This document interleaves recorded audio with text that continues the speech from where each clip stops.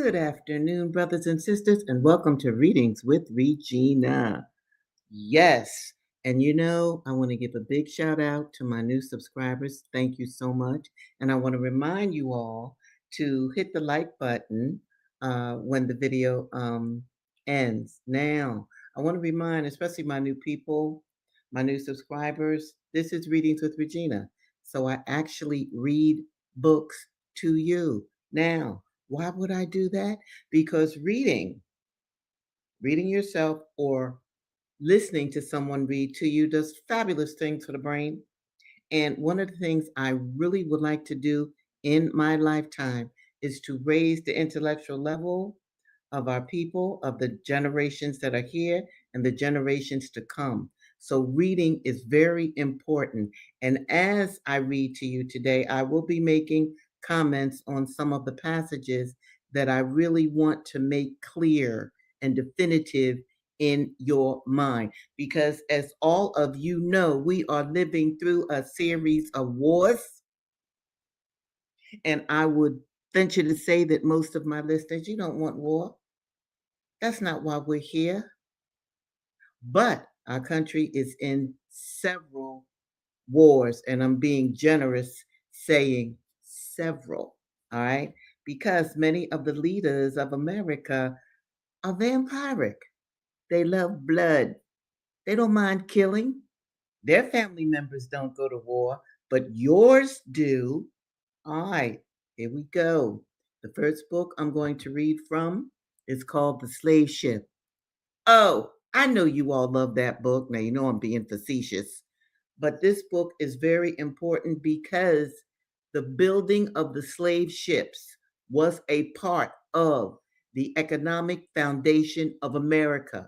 And those of you who are Black listening to me, you need to understand how much your legacy built the foundation for what we now call America, and not even just America, but other countries too. Okay, I'm going to pick up where I left off. Remember, let's see, what's his name? Joseph Manistee.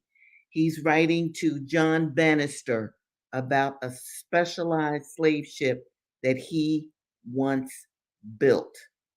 Okay, so here we go. Manistee could have had his slave ships built in a variety of places, or he could simply have bought a vessel or two that were built for other trades and had them converted for slavery. This latter would have been the preferred solution for most merchants, as the vast majority of vessels employed in the slave trade had not been built specifically for it. The types detailed below, sloops, schooners, brigs, snows, and ships, were all more or less standardized by the 1720s. Hull form, sail, and rigging would change relatively little over the next 100 years, although sharper, faster ships came to be preferred in the early 19th century. Had Manistee ordered his vessels a few years earlier, he might have gone to London or Bristol, the dominant slaving ports of the early 18th century. But by the time he wrote to Bannister, Liverpool was eclipsing both in the slave trade and in the building of slave ships. As timber grew scarce, some merchants turned to shipbuilders in the American colonies where prices were lower. Increasingly, the ships that went into the African trade were, as English merchants described them, plantation built, and that's in quotes. They were constructed in New England, especially in Rhode Island and Massachusetts, in the Upper South, Maryland, and Virginia, and after the 1760s in the Lower South, primarily South Carolina.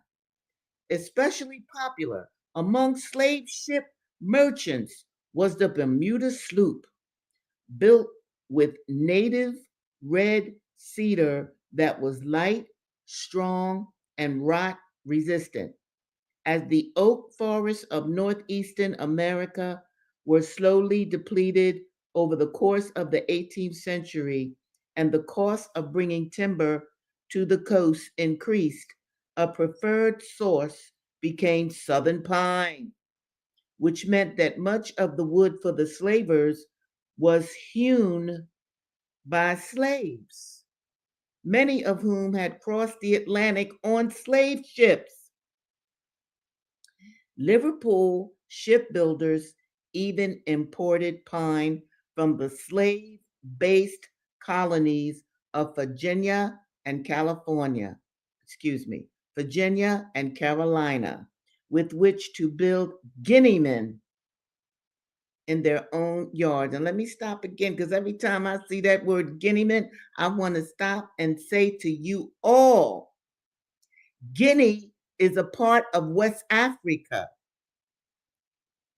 West Africa was so associated with the bondage, with the slavery of African people, that they even started to call, this is the white folks now, the ships that enslaved Black people, Guineamen. If you want to know more information about that, get my book, Malcolm X and the Poetics of Haki Marabuti. But let me get back to this book. Let me read that again. Liverpool shipbuilders even imported pine from the slave-based colonies of Virginia and Carolina, with which to build guineamen in their own yards. This suggests one of the ways in which the slave trade, listen to this very carefully, people, the slave trade helped to reproduce itself on an international scale. The ships brought the laborers, and the laborers cut the wood to make more ships. Do you understand what I'm saying here, people? They had, during the 17th, 18th, 19th centuries, the enslaved people were building their own ships to bring other Africans from Africa to the Americas. So it was like a circular kind of system of enslaving African people, where in fact, African people themselves were participating in the process of enslaving other African people.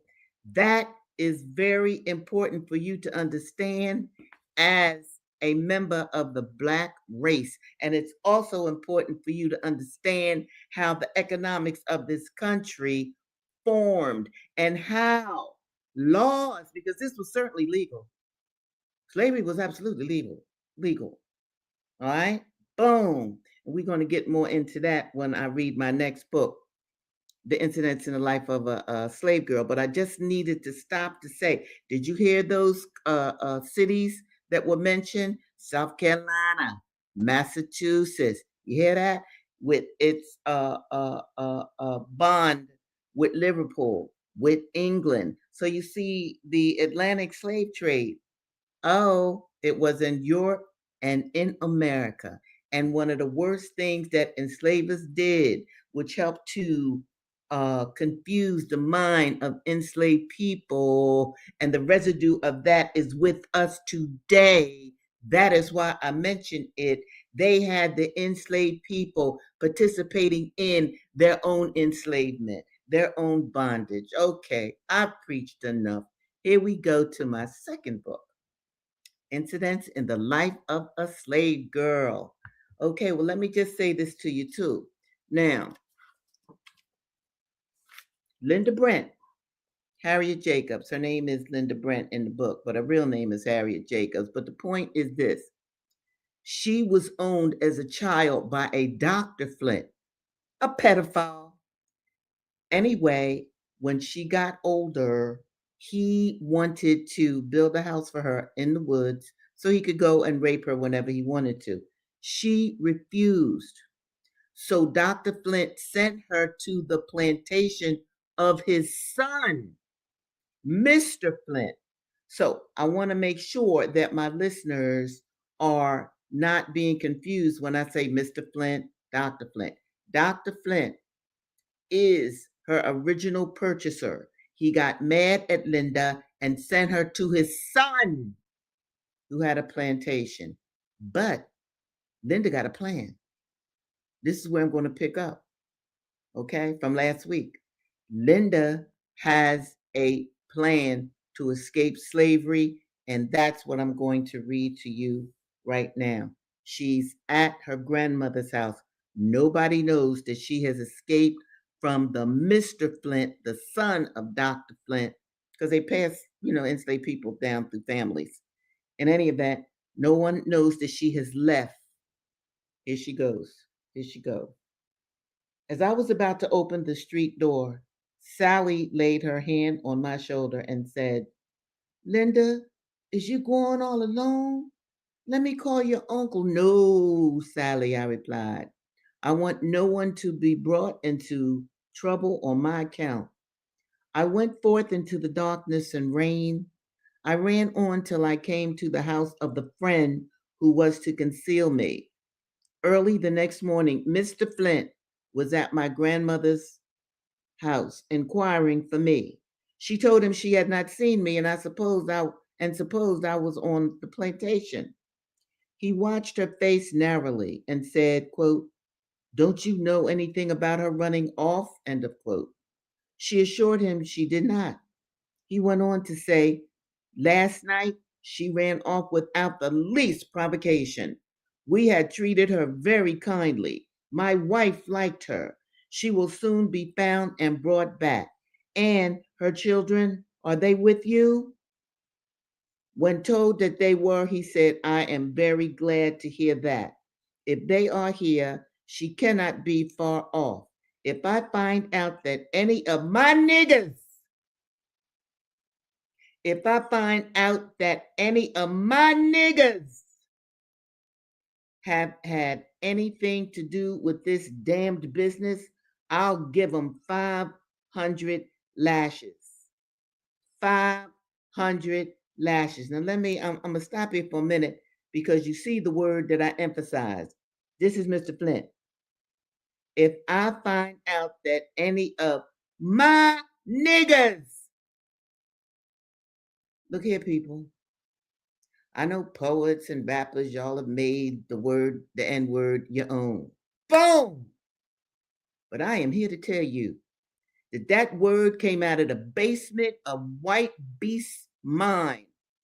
And I'm getting that from the poet Hakeem Madabuti. Let me see if I can find the book. Here it is, right here.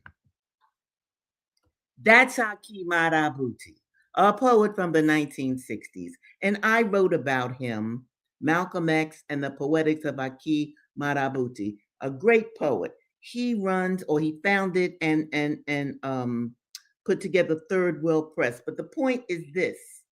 What I just said, I got from him. That ain't a word of affection.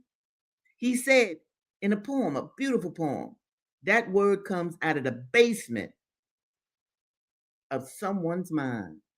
All right?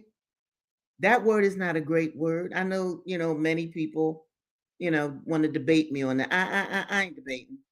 It ain't a wonderful word. All right? And I've used it. It's become so commonplace. Most of us who are Black use it. But this is how it was created. So I need you to understand that. Okay? Check it. I'm going to read it again. If I find out that any of my niggas have had anything to do with this damned business, I'll give them 500 lashes. Now, that's bad enough. 500 lashes? I read the poem by Frances Ellen Watkins Harper to you a couple of weeks ago, where they beat this brother to death. They beat him. They lashed him to death because he would not tell the whereabouts of his fellow enslaved people who had run away. All right. As he started to go to his father's, that's Dr. Flint, he turned round and added persuasively, Let her be brought back, and she shall have her children to live with her. The tidings made the old doctor rave and storm at a furious rate. It was a busy day for them. My grandmother's house was searched from top to bottom. As my trunk was empty, they concluded I had taken my clothes with me. Before 10 o'clock, every vessel northward bound was thoroughly examined, and the law against harboring fugitives was read to all on board. See, slavery was legal. So anybody who helped an enslaved person escape was a criminal. Do you understand that, people? This is your country. Slavery was legal. And if you helped a slave escape in any way, you could go to jail. I'm talking about white people. You could go to jail. At night, a watch was set over the town. Knowing how distressed my grandmother would be, I wanted to send her a message, but it could not be done. Everyone who went in and out of her house was closely watched. The doctor said he would take my children unless she became responsible for them, which of course she willingly did. The next day was spent in searching. Before night, the following advertisement was posted at every corner and in every public place for miles around. Now, listen to this advertisement. $300 reward ran away from the subscriber an intelligent, bright mulatto girl named Linda, 21 years of age, 5 feet 4 inches high, dark eyes, and black hair inclined to curl, but it can be made straight. Has a decayed spot on a front tooth. She can read and write, and in all probability will try to get to the free states. You see, slavery was in one part of America, free states were in another part of America. But let me just explain this too about so-called free states. Free black people were treated terribly, but enslaved people, of course, 100 times worse. All persons are forbidden under penalty of law. All persons are forbidden under penalty of law to harbor or employ said slave. You hear that? $150 will be given to whoever takes her in the state, and $300 if taken out of the state and delivered to me or lodged in jail. Now, do you understand that, people? If they caught a runaway, boom, that runaway was placed in jail. I really want that to sink into my people here, because I really want you to understand the unfairness, the inhumanity that white Americans treated Black Americans, okay? Black enslaved Americans. It was against the law in many states to help an escaping slave. And if that enslaved person was caught, he or she was put in jail. Criminality. Criminality. Look how they created criminals. Was slavery something that any Black person would want to stay in? No. No.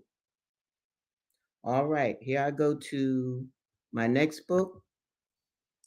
Ida B. Wells, the first investigative reporter who was a woman. Now, let me explain what has happened here, especially for my new people. Ida B. Wells' friends, 3 prosperous Black businessmen. This is after slavery. Linda Brent during slavery. This is right after slavery, although Ida B. Wells' parents had been enslaved, but she is a free Black woman. All right. In any event, her industrious friends, 3 men, opened a business. White men got jealous, burnt the business down, and killed Linda Brent's friends. Did I say Linda Brent? I did. Ida B. Wells's friends. Now, because they were lynched, Ida B. Wells thought about that because check this out, check out what I'm about to say because it's important.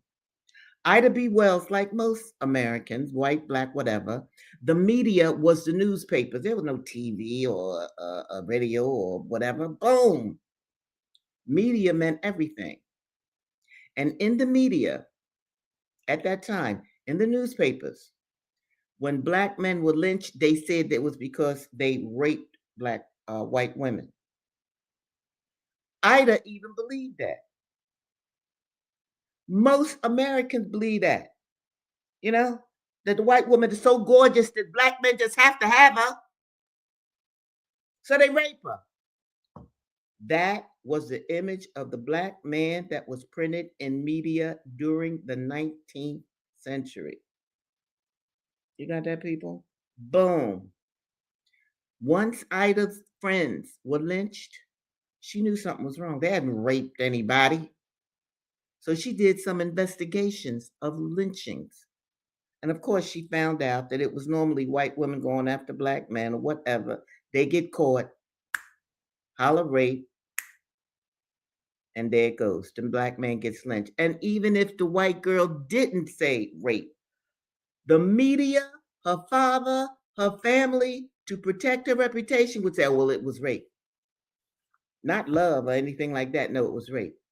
Well, Ida investigated several reports like that and found out they were lies. So she wrote a scathing and truthful editorial about this.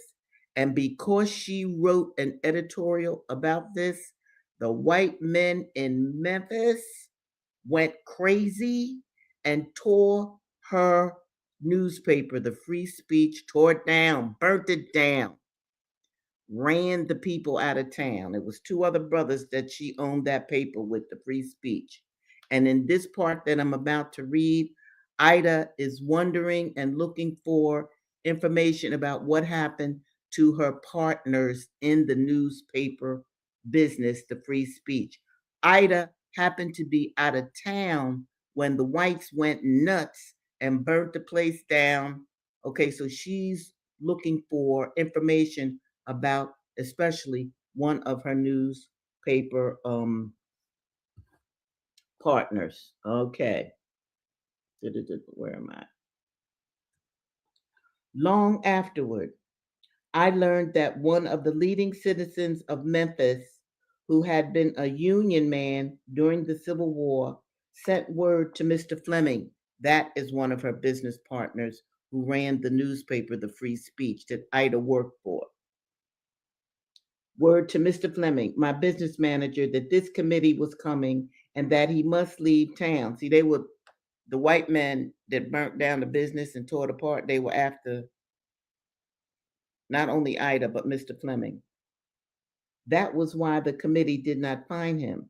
Mr. Fleming wrote me afterward that he was through with newspapers. He had been the county clerk at Marion, Arkansas, when he first started in the newspaper business, publishing a harmless little sheet called the Marion Highlight. He had been run out of Marion because of politics and the overthrow of the so called Negro domination by white Democrats in 1888. All right, look up W.B. Du Bois, look up Black Reconstruction so you can understand how there was a political shift in the 1800s and there were Black men that were in politics and in Congress at that time. When he came to Memphis, he joined forces with Reverend Taylor Nightingale, and they published the Free Speech Headlight, a combination of their newspapers. When they invited me to join forces with them and made me the editor, the paper became simply the Free Speech. To lose everything the second time when prospects were so bright was almost more than Mr. Fleming could bear. He blamed me very bitterly for that editorial, and perhaps he was justified in doing so.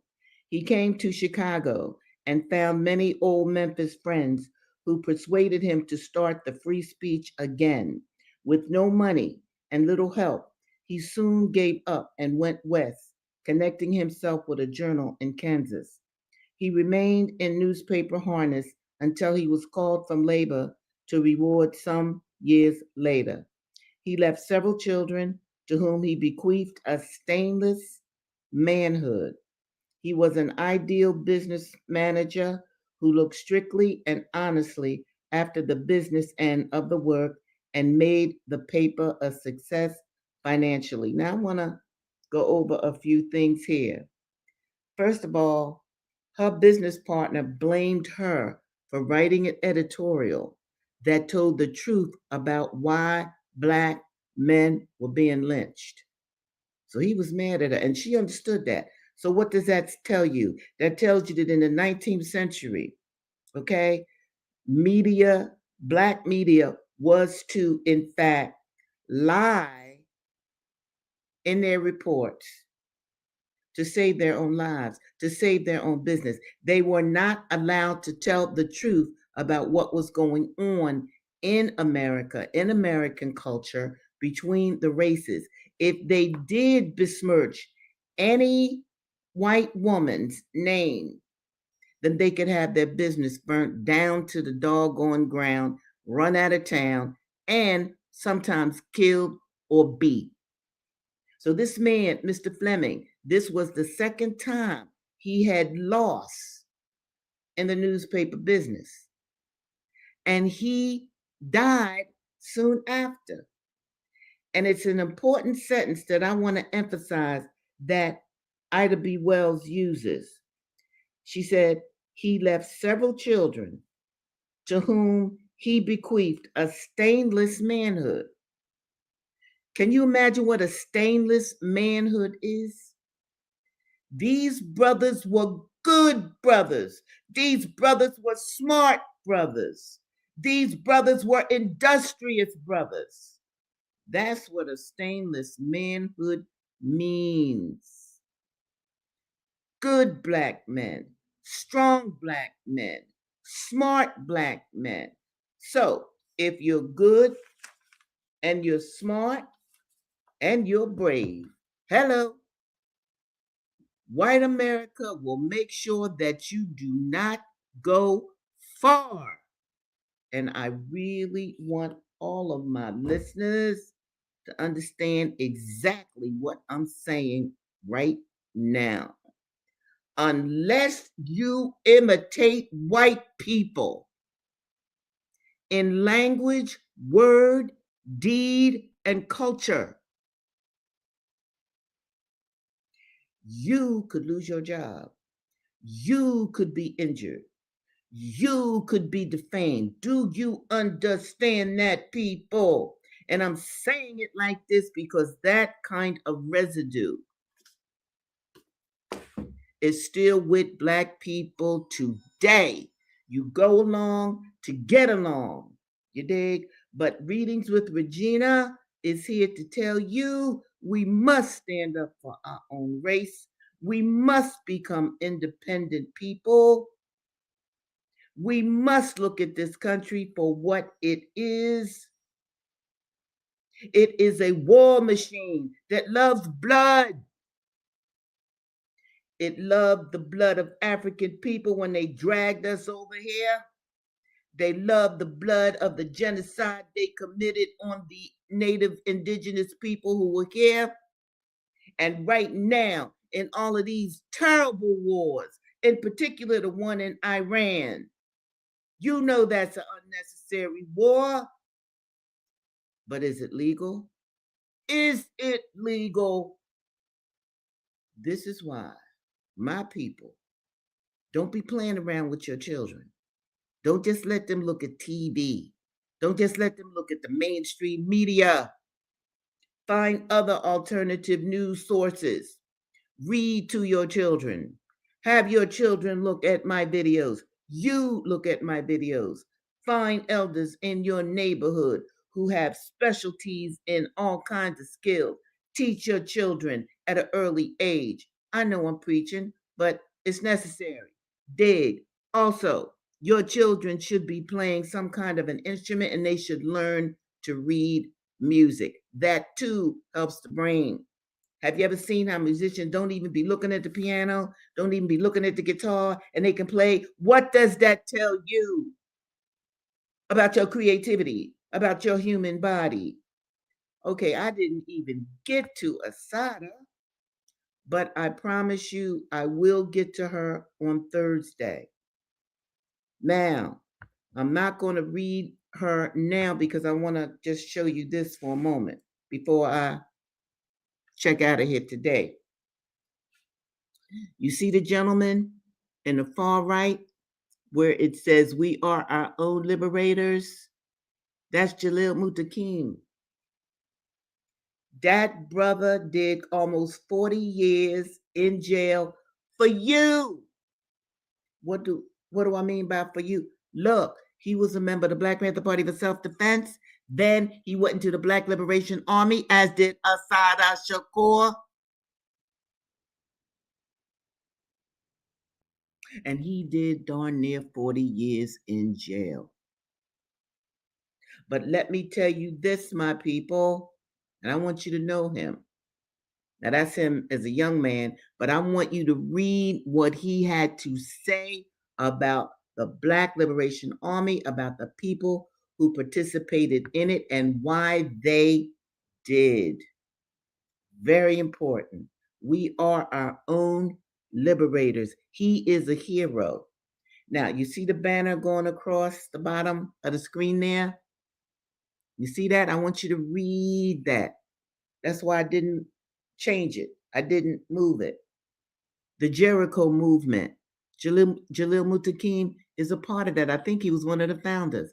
The Spirit of Mandela. Go to that website. The Spirit of Mandela. That's Jalil Mutakim's website, and others. Brother Jihad. Okay. The Jericho movement. Go there. The Spirit of Mandela. Go there. Free Kamal Siddiqui. He has something to do with Assata Shakur. And you know, free Mumia Abu Jamal. Because anytime there is a Black man, historically and contemporarily, who stands up for Black people, who is articulate, who is bold, who is brave, who is innovative, yo, those are the kind of brothers that they will pin all kinds of criminality on to get them out of society because they do not want Black brilliance to be impacting other Black people.